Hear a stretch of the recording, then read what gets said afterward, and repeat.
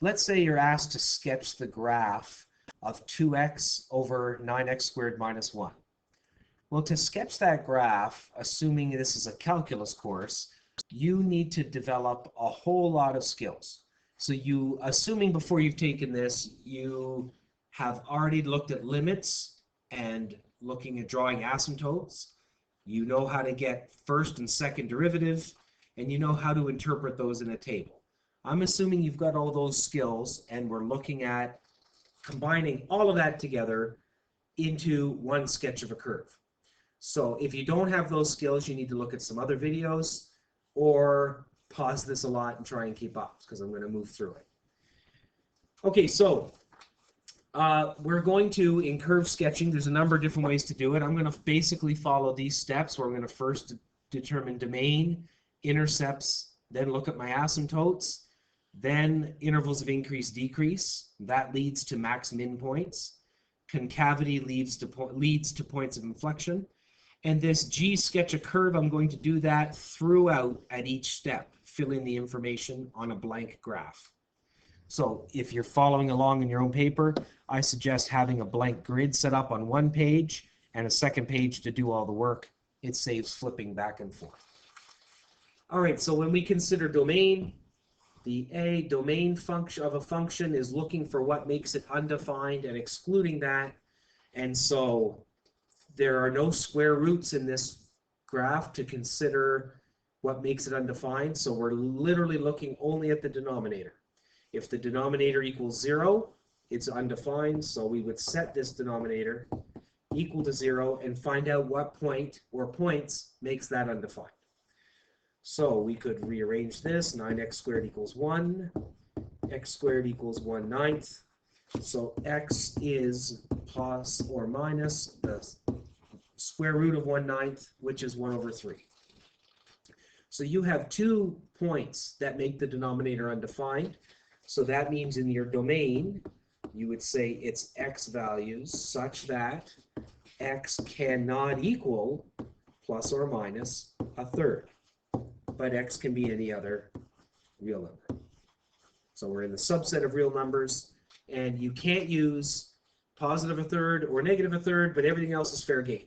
So it's outside of your domain. You've listed off all the possible x values. Okay, so second step is to consider the intercepts of your graph. So bring the function down and take a look at intercepts. So if for intercepts, we generally set x equal to 0 and then figure out what happens to the function. So f of 0, 2 times 0 over 9, 0 squared minus 1. You get 0 over negative 1, which is just 0. Well, folks, when you get 0, 0, that's not just the x-intercept, that's also the y-intercept. Okay, the other way to solve the y-intercept, just to be sure, you set y equal to 0 and then solve for x. So 0 equals 2x over 9x squared minus 1. Cross multiply, you just get 2x equals 0. Therefore, x is 0, you get the same point. So 0, 0 is an x-intercept. It's also a y-intercept. So right there, you've got 1 point. I'll hurry over to my graph page. And at 0, 0, I'll put a dot. Hey, let's make it a different color so it'll stand out better. Okay, you got a dot on there. There's the 0, 0 at the origin. I know the graph's going through that point. Okay, so we're flying along. We're on to step C. So step C says, let's consider the asymptotes of this graph. Okay, so to get asymptotes, I'm going to first look for vertical asymptotes. The vertical asymptotes are the parts that make the denominator equal to 0. Because when the denominator is equal to 0, it approaches infinity, and so your graph tends to, as we call it, blow up or explode downward in they just tend to infinity or negative infinity. So the y values get huge. The graph is undefined at those points. We've already figured out those points. We know they occur at positive and negative 1/3. So now at positive 1/3, at x equals 1/3, I've got a vertical asymptote. And at negative 1/3, I have a vertical asymptote. So I'm going to go to my graph, and we'll go over this and call that 1/3. We'll go over here, call that negative 1/3. And therefore, I got some asymptotes I'm going to draw. All right, so I got asymptote set. Now the question when we test these asymptotes, we want to look and we're wondering, what does this function do as you approach this asymptote from the left-hand side? And then you want to test it, what happens when you approach it from the right-hand side. Then on the second asymptote from the left and from the right. So you have 4 tests that you have to do. We're going to do a limit as x approaches negative 1/3 from the left, and x approaches, I should have used an arrow there, sorry, x approaches negative 1/3 from the right. Okay, so I'm going to get rid of all these green arrows and such, because they're going to be in the way of my graph, but we're going to do left-hand and right-hand limits at that point. So I go back to my graph page, take a look. So I need to take my function, again, it's up here. That's my function, keep dragging around. And I need to do the limit of that function as x approaches negative 1/3 from the left-hand side. And then I want to do the limit of that function as x approaches negative 1/3 from the positive side. After that, I will do limit as x approaches positive 1/3 from the left, and the limit as x approaches positive 1/3 from the right. And what do I put in each spot? Why, I put in this f of x. So we'll turn that into a cloner because I'm too lazy to write it out a bunch of times. So it goes here, there, there, and there. Okay, so we'll get rid of this f of x. Scooch that over. Same in each spot. All right, so there's where we're plugging in.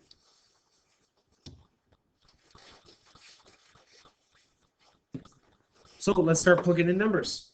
If you're going to choose a number just to the left, just on the negative side of negative 1/3, let's try a number like negative 0.4. Okay, it won't be perfect, but it'll get you close. So then instead of x, you're going to put negative 0.4 here, and in that x, you're going to put negative 0.4. If you evaluate that, you're going to get negative 0.8, and in the denominator, you're going to get yourself 0.44 or so. And so when you take that 0.8 over 0.44, you are getting a negative number. So the fact that you get a negative number tells you that it is approaching negative infinity. By testing, I'm just going to go put that piece of information on the graph. By testing over on this graph, what happens when you approach the graph from this side, you're getting negative numbers, which tells you that you are down here somewhere and approaching negative infinity. It's going lower and lower. That's all you wanted to know in this test. Is it going down or is it going up?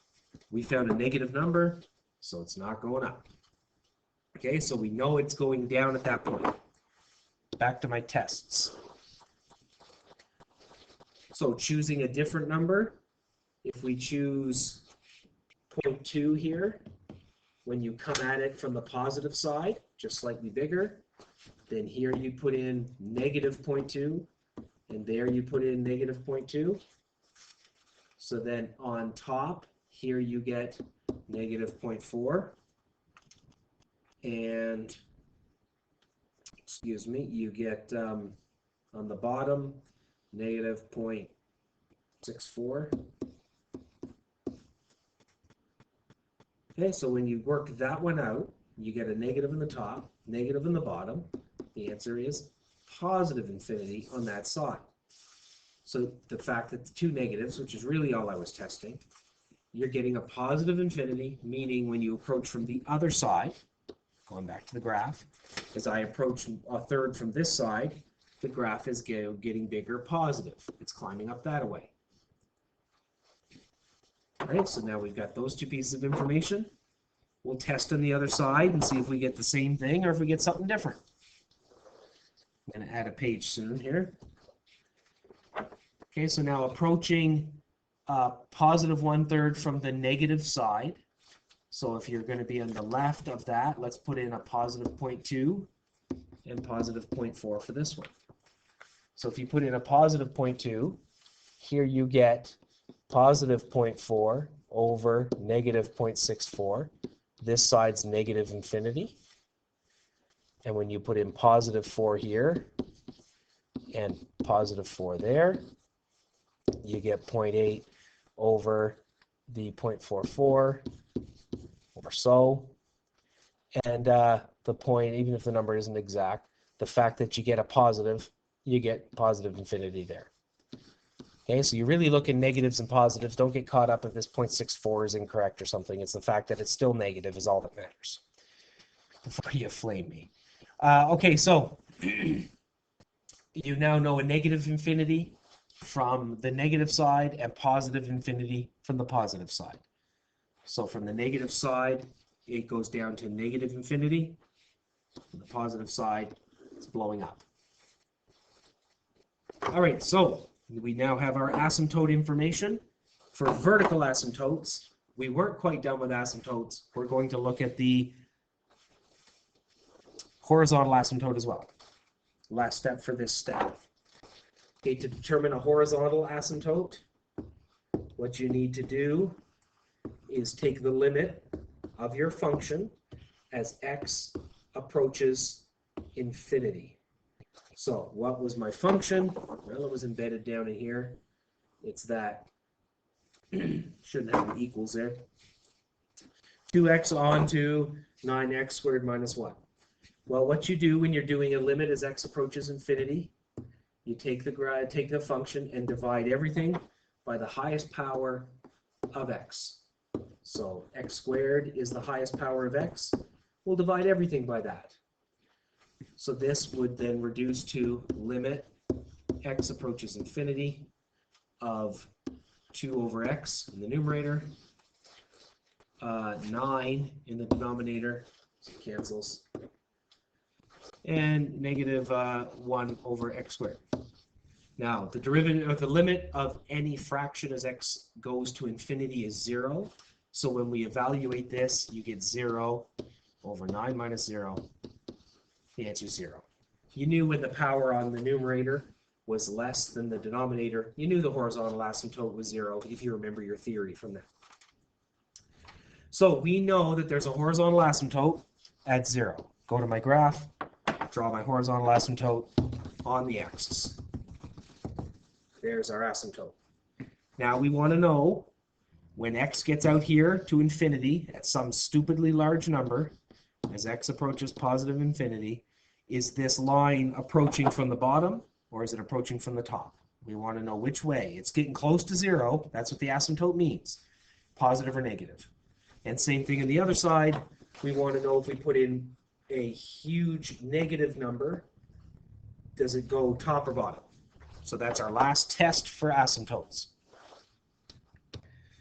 So last test, we go down here and we're going to just choose arbitrary large and small numbers.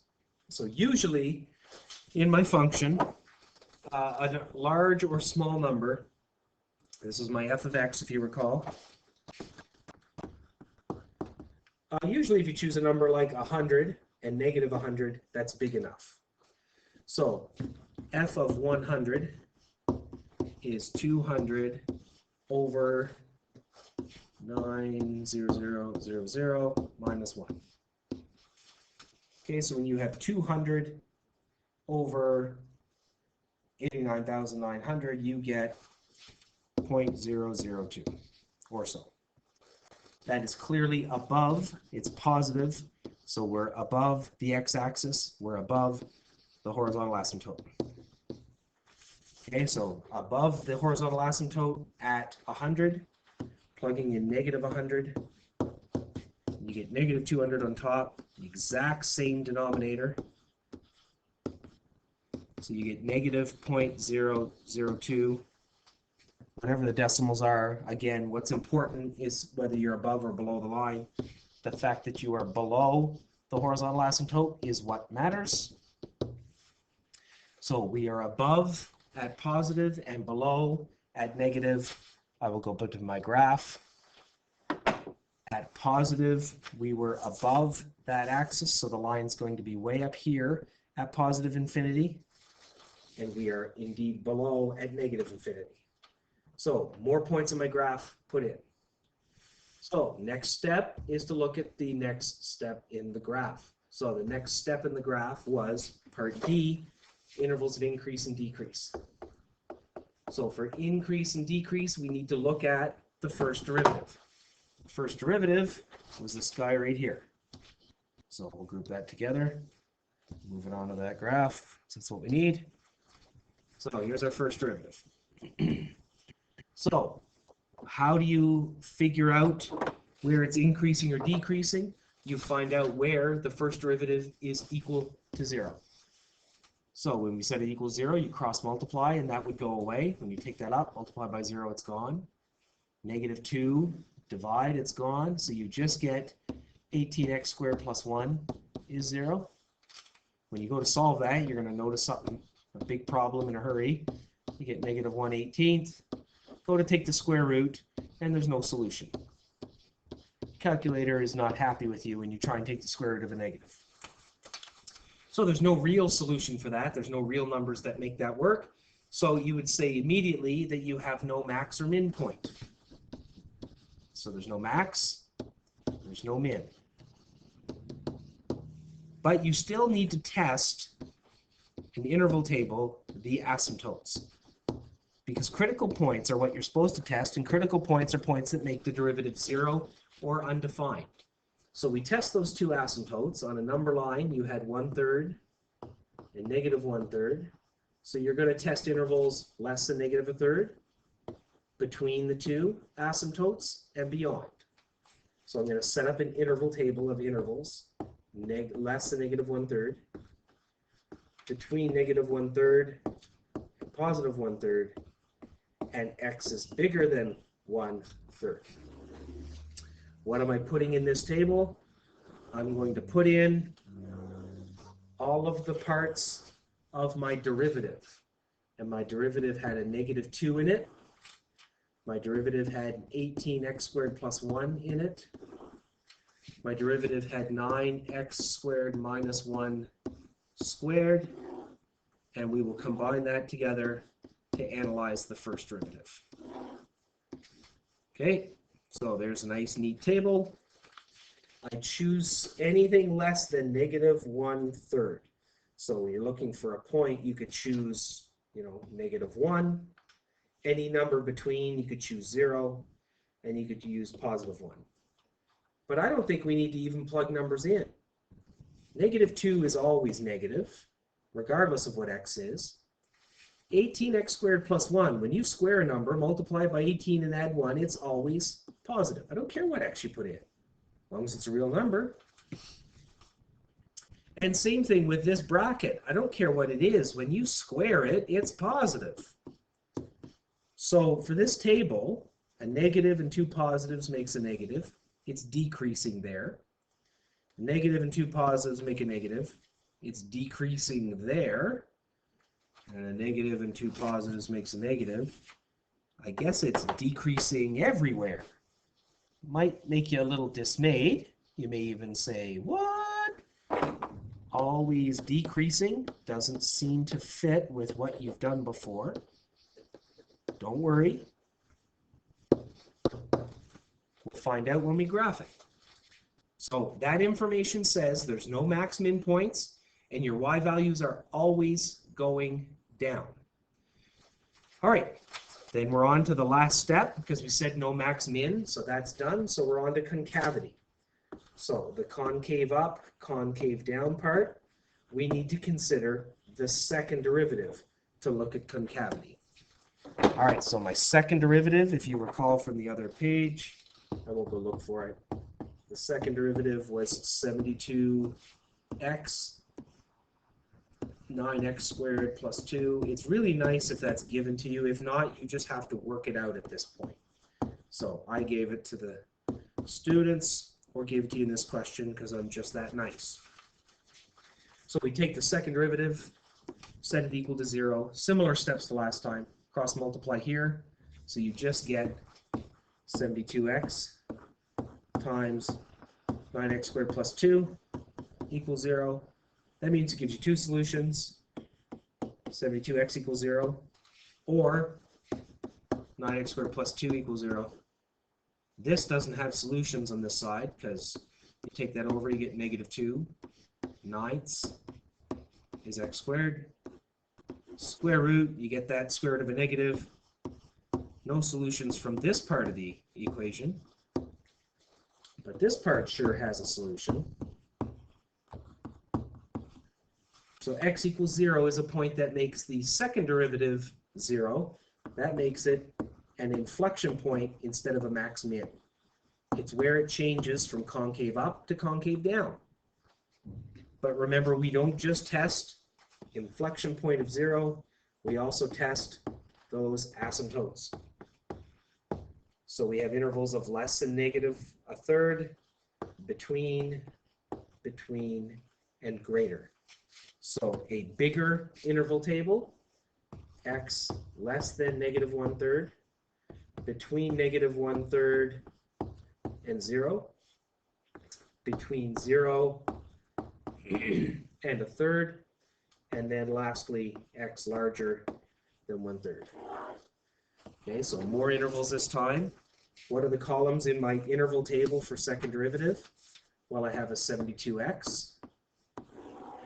My derivative has a 9x squared plus 2. My derivative has a 9x squared minus 1 cubed. Because of the cube, I can't make the same quick assumption I made last time. Then we'll test the second derivative. Fill in my table. I'll choose some numbers. So we'll finish this part off. So choosing a number smaller, so -1 in between here. How about -1/4 or -0.25? In here, +1/4 and +1. So the 72x should be an easy fill-in. -1, this is the negative. If you plug in -1/4, you get negative. +1/4, this is positive. And +1, that would be a positive number. This column is all the same. It's always positive. You square it, multiply by 9 and add 2. We got easy on that column. It's always positive. We aren't so lucky on the next one, so we have to do some thinking here. If you plug in -1 and you square it, you get +1. 9 times that minus 1 is a positive, which when cubed is a positive. Now if you throw in -1/4 and square it, you get 1/16. 9/16 minus 1 is a negative, which when cubed remains negative. Putting in +1/4, you get the exact same answer. You square +1/4, you still get a 16th, times 9 minus 1 cubed is a negative number.